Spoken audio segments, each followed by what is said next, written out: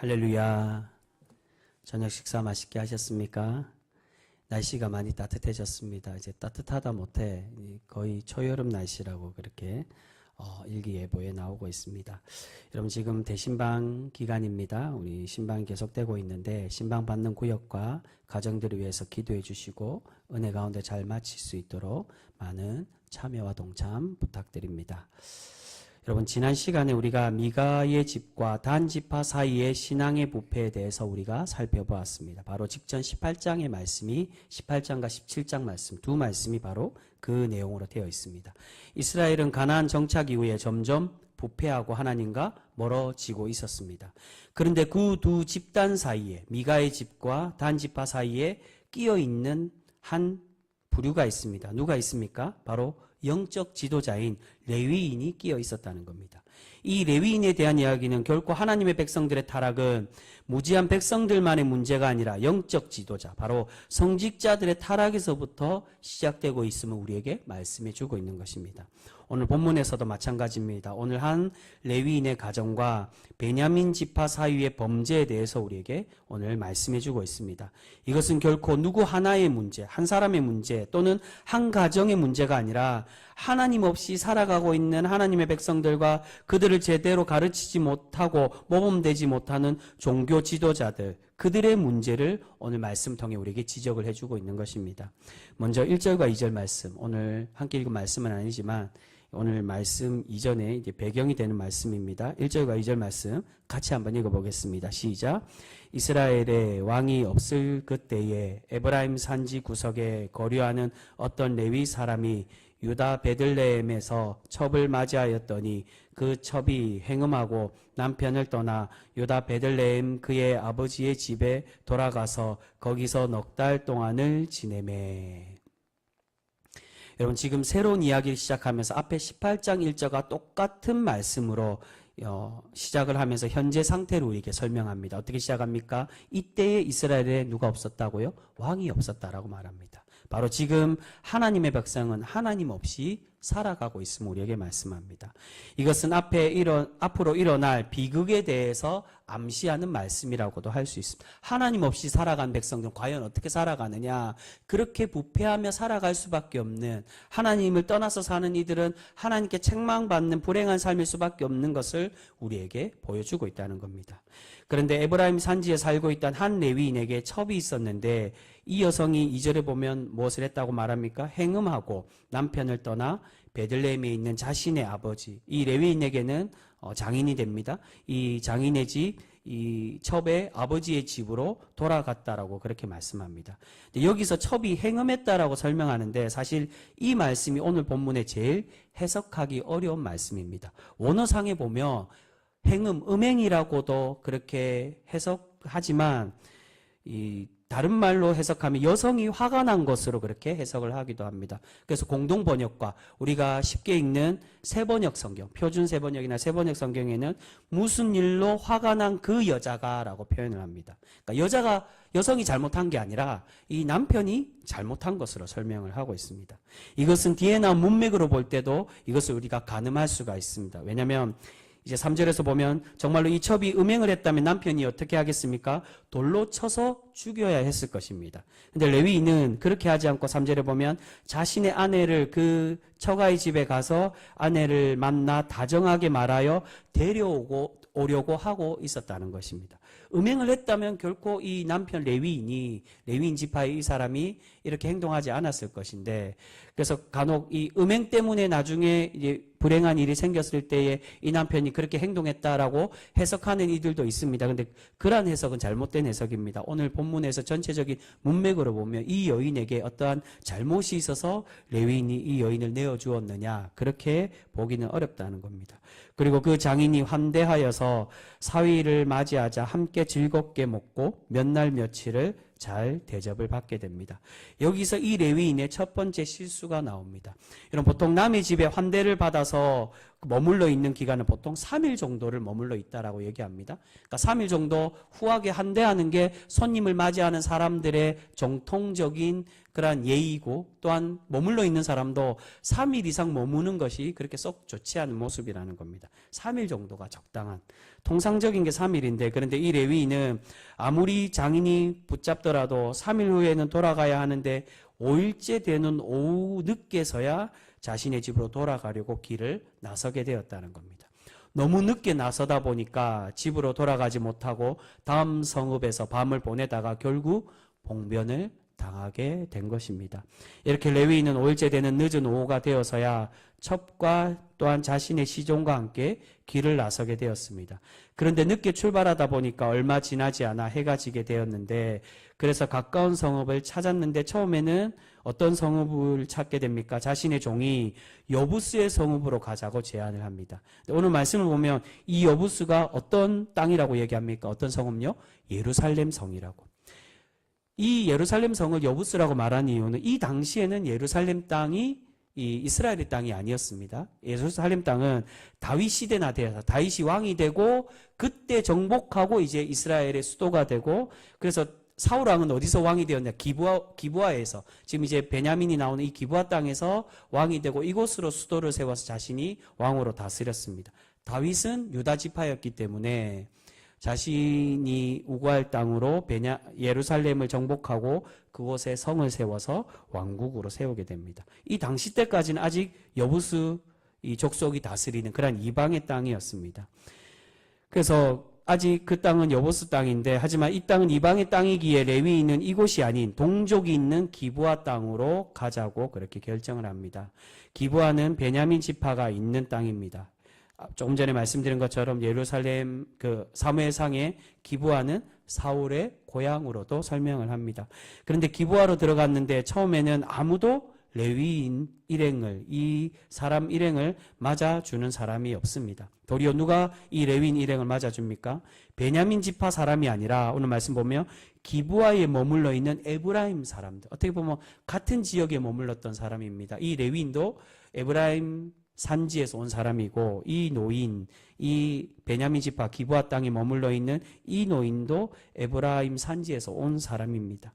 여러분, 여기서 베냐민 지파의 영적인 상태를 알 수 있습니다. 당시 근동 지방의 풍습뿐만 아니라 하나님의 백성들은 율법에 따라 자신의 성읍에 들어온 손님을 환대하고 대접하는 것이 당연한 이치였습니다.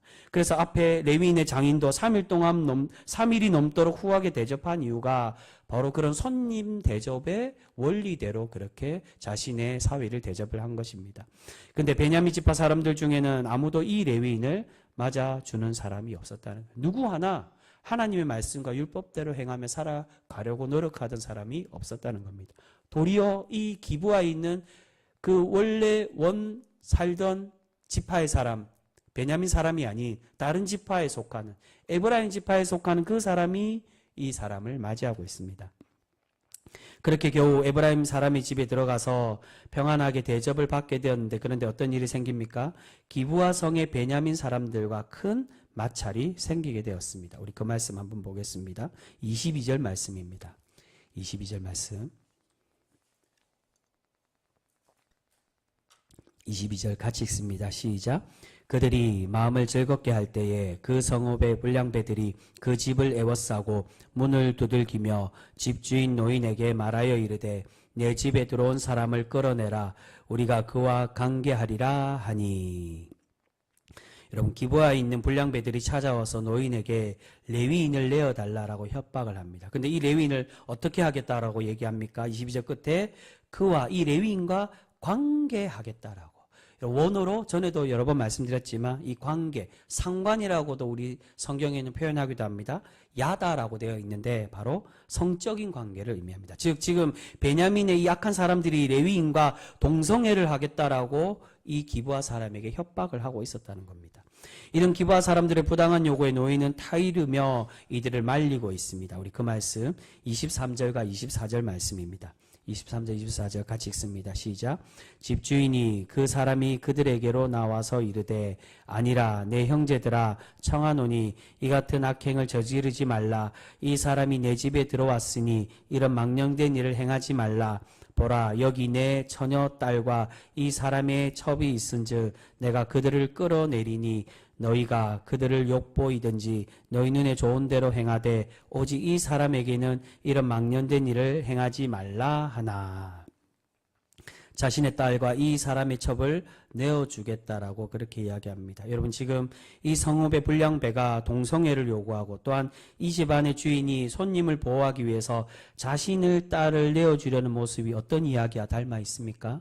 기억하시는지 모르겠지만 창세기 19장에 롯이 소돔성에서 있었던 이야기와 많이 닮아 있습니다. 그 말은 오늘 이 말씀은 지금 하나님의 백성 베냐민 지파가 하나님께 책망받고 벌을 받았던 그 악이 창궐했던 소돔성과 같이 극악무도한 죄악을 저지르는 그러한 성읍으로 살아가고 있음을 우리에게 말씀하고 있습니다. 그런데 결국 이러한 불량배들의 행패에 레위인이 자신의 첩을 이 첩을 내어준 사람이 그 집의 노인이 아니라 그 집의 주인 노인이 아니라 이 레위인 이 첩의 남편이 내어줍니다. 자신의 첩을 내어줌으로 이들의 위협에서 살아남게 되었습니다. 여러분 지금 하나님의 백성인 베냐민 지파는 하나님의 백성으로서 해서는 안 된 일을 하고 있습니다. 손님을 후대하지도 못하고 도리어 위협하는 그러한 일조차 했을 뿐만이 아니라 또한 그러한 모습조차도 불의한 모습인데 거기다가 어떤 일까지 행하고 있습니까? 성적인 타락인 동성애를 하려고 하는 그러한 극악무도한 죄악을 저지르고 있었다는 겁니다. 결국 이 일로 인해 다음 장부터는 이스라엘의 모든 지파들과 베냐민 사이에 내전이 일어나고 있습니다. 그런데 여러분 여기서 과연 베냐민 지파만 잘못을 한 것일까요? 이 극악무도한 죄를 저지르는 게 베냐민 이 기브아 성읍에 있는 이 사람들만 있겠습니까? 그렇지가 않았다는 겁니다. 우리 27절에서 29절까지 말씀 다시 한번 같이 읽겠습니다. 27절에서 29절까지 말씀입니다. 같이 읽습니다. 시작. 그의 주인이 일찍이 일어나 집 문을 열고 떠나고자 하더니 그 여인이 집 문에 엎드려져 있고 그의 두 손이 문지방에 있는 것을 보고 그에게 이르되 일어나라 우리가 떠나가자 하나 아무 대답이 없는지라 이에 그의 시체를 나귀에 싣고 행하여 자기 곳에 돌아가서 그 집에 이르러서는 칼을 가지고 자기 첩의 시체를 거두어 그 마디를 찍어 12덩이에 나누고 그것을 이스라엘 사방에 두루 보내매. 여러분 레위인은 첩을 밤새도록 레위인의 첩은 밤새도록 불량배들에게 겁탈을 당하고 남편이 있는 집으로 돌아와서 그 집 문 앞에 죽게 되었습니다. 결국 남편을 위해 희생을 한 것입니다. 근데 이 여인은 어떻게 그가 마지막을 맞이합니까? 그래도 남편에게 돌아가려고 그 남편이 있는 집으로 찾아왔습니다. 그런데 여러분 여기서 이 남편은 과연 어떻게 행동하고 있습니까? 자신의 아내가 자신을 위해 희생하고 불량배들에게 희생당하여 죽게 되었는데 이 여인을 처음 만났을 때 아침에 이 여인이 돌아온 것을 보고 괜찮은지 살펴보거나 아내를 위로하는 모습이 전혀 나오지 않는다는 겁니다. 그저 자신의 물겁처럼 취급하고 거기다가 자신이 당한 이 부당함과 화를 참지 못하고 이 첩의 시신을 12조각으로 잘라서 이스라엘 지파들에게 보내어 호소하고 있었다는 겁니다. 당시 고대 시대라고 해서 아내를 자신 대신에 희생하거나 또한 이 시신을 12조각으로 잘라서 보내는 게 당연한 게 아닙니다. 화가 난다고 해서 이 불의함을 책망하기 위해서 이렇게 행동하는 거 옳은 행동이 결코 아니라는 겁니다. 여러분 우리는 이것을 레위인이 당한 부당함에 의로운 분노로 참지 못하고 아내 시신을 잘라 보낸 것으로 생각해서는 결코 안 됩니다. 결국 이 레위인의 순간적인 감정에 이스라엘은 동요되어서 베냐민 지파를 진멸하고 거의 모두가 죽도록 하여 600명만 살아남는 비극이 일어나게 되었다는 겁니다. 여러분 성경에 하나님께서 어떻게 말씀하셨습니까? 동족끼리 싸우지 말라. 그래서 심지어 같은 지파 안에 들어가지 않는 에돔과 암몬 족속과도 싸우지 않도록 그렇게 말씀하셨는데 심지어 하물며 이 12지파 안에 들어있는 지파 안에서 싸우고 전쟁하는 게 옳다라고 결코 할 수가 없다는 겁니다. 그럼에도 이 레위인의 이 화를 참지 못하고 자신의 감정의 그 분을 참지 못하고 이스라엘 백성들을 동요시켜서 또한 자신의 아내를 칼로 찢어 그 시신을 보내고 그렇게 하여서 자신이 이 분노가 얼마나 큰지를 나타내어서 이 베냐민 지파를 진멸하고 있었다는 겁니다. 여러분, 물론 베냐민 지파 사람들이 죄악을 저지르고 책망받아야 행동을 한 것은 사실입니다. 그렇다고 해서 동족을 몰살하고 감정적으로 전쟁을 하고 이 전쟁을 위해서 자신의 아내의 시신을 쪼개어서 보내는 행위 또한 결코 올바른 모습이 아니라는 것입니다. 여러분, 다음 시간에 보겠지만 하나님께서는 결코 이스라엘 백성들이, 나머지 지파들이 베냐민 지파를 정벌하는 모습도 결코 기뻐하지 않고 있음을 그렇게 우리에게 보여주고 있습니다. 처음에 유다 지파가 나가도록 만드셨지만 그래 너 나가라고 했는데 처음 전쟁했을 때 어떻게 됐냐? 패하게 됩니다. 두 번째도 또 다시 나가라고 내가 허락하겠다라고 하나님이 말씀하시는데도 유다 지파가 또 패하게 되었다는 겁니다. 세 번째가 되어서야 베냐민 지파를 정벌하고 그들을 진멸하게 됩니다. 결코 하나님은 이 전쟁 자체, 이 내정과 또한 이 모습 자체를 결코 의로운 모습으로 보지 않으신다는 겁니다.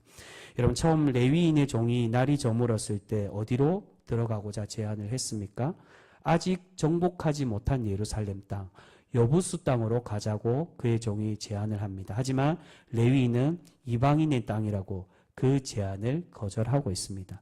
여러분, 왜 레위인은 여부수 땅에 들어가는 것을 꺼려한 것일까요? 그것은 당연히 할례받지도 않고 하나님을 믿지 않는 이방의 사람들이기에 이들을 믿을 수 없고 이들의 집에 들어가는 것이 부정하다라고 생각하여 들어가지 않았다는 겁니다.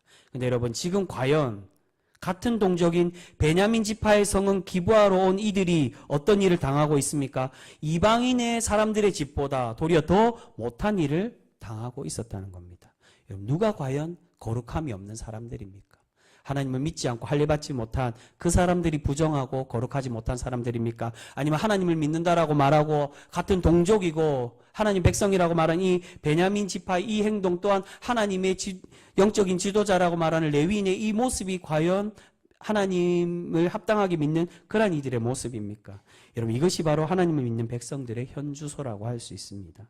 이때 왕이 없으므로. 그래서 1절에 그렇게 시작을 하는 겁니다. 이때 왕이 없다라고. 이때 왕이 없기 때문에 하나님을 왕으로 인정하지 않고 믿지 않고 있었기에 믿는 것처럼 하지만 제사도 드리고, 다음 장에 보면 전쟁에 나가기 위해서 하나님께 기도하고 눈물을 흘리며 또 제사를 드립니다. 그렇게 제사를 드리고 하나님을 찾고 기도도 하지만 정작 삶에서는 어떻다는 겁니까? 전혀 믿는 사람들처럼 살아가지 못하고 불신앙의 사람들처럼 똑같이 행동하며 살아가고 있었다는 겁니다. 그러한 모습에 결국 이스라엘 백성들과 베냐민 지파 그리고 이 레위인은 불행을 겪게 되고 또한 제약된 모습으로 살아가고 말게 되는 것입니다. 여러분, 이 모습은 지금 현재의 우리 신앙인들의 모습을 반영하는 이야기라고 할 수 있습니다.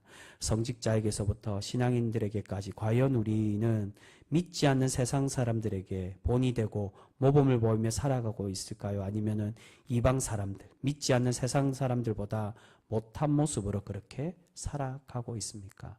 오늘 레위인은 하나님을 믿지 않는 이방 사람들이라고 거부했지만 믿는 사람이라고 안심하여 그 기브아 땅에 베냐민 지파의 땅으로 들어갔지만 그것에 도리어 더 큰 화를 당하고 또한 더 큰 죄악을 저지르는 그런 모습을 볼 수 있습니다. 여러분, 하나님께서는 점점 부패해져 가는 이스라엘에게 말씀하고 계십니다. 하나님이 우리 인생의 진정한 주인과 왕이 되지 못하면 결국 불행한 삶일 수밖에 없음을 우리에게 교훈해 주고 계신다는 것입니다. 여러분, 지금의 교회들과 목회자들 그리고 신앙인들을 보며 오늘 말씀의 사람들과 별반 다르지 않음을 우리는 발견할 수 있게 됩니다. 교회의 많은 문제들, 목회자의 문제로 시작하여서 당의 문제 또는 성도 간의 문제, 다투고 싸우고 또한 물질의 문제로 교회가 점점 커지니 그 교회의 발전과 흥함으로 부흥함으로 또한 그 교회에 커지는 여러 가지 문제들로 인해 욕심이 생기고 그런 문제들로 많은 교회가 모범이 되지 못하고 질타를 받으며 도리어 세상 사람들보다도 이 레위인이 거부했던 여부수 땅의 사람들보다 하나님을 믿는 기브아 땅의 사람들이 더 못했던 것과 같이 우리의 모습들이 과연 이러한 모습으로 살아가고 있지는 않습니까? 여러분, 세상의 손가락질과 질타를 받고 백성다운 모습을 상실하는 모습이 지금 이 시대의 현재의 교회의 모습이 아닐까라고 생각이 됩니다. 여러분, 오늘 본문을 통해서 하나님은 우리에게 말씀하시고자 합니다. 이제 자신의 소견대로가 아니라 우리가 주인된 삶이 아닌 다시금 하나님께로 돌아오고 하나님의 뜻에 따라 살아가기를 우리에게 바라고 계시는 줄 믿습니다. 그래서 그 말씀으로 마무리하고 있는 것입니다. 이때에는 왕이 없었으므로 자신의 소견에 옳은 대로 행하였다라고. 그 말은 이들을 책망하고 비판할 뿐만이 아니라 이들의 왕은 하나님이라고, 너희는 지금이라도 돌아오라고. 하나님을 왕으로 인정하며 살아갈 때 이러한 불행, 이러한 제약된 모습을 벗어나 하나님의 거룩한 백성으로 다시금 회복될 수 있음을 우리에게 그렇게 말씀하고 있습니다. 여러분, 오늘 우리가 진정한 왕을 잃어버림으로 점점 패망해가고 부패해가는 이스라엘과 같은 신앙의 모습이 아니라 오직 하나님께로 돌아가고 하나님만을 고백하는 신실한 백성이 되어 하나님께 칭찬받는 거룩한 성도, 복되고 아름다운 우리 귀한 주님의 믿음의 성도들 모두가 되실 수 있기를 주님의 이름으로 축복합니다. 기도하겠습니다.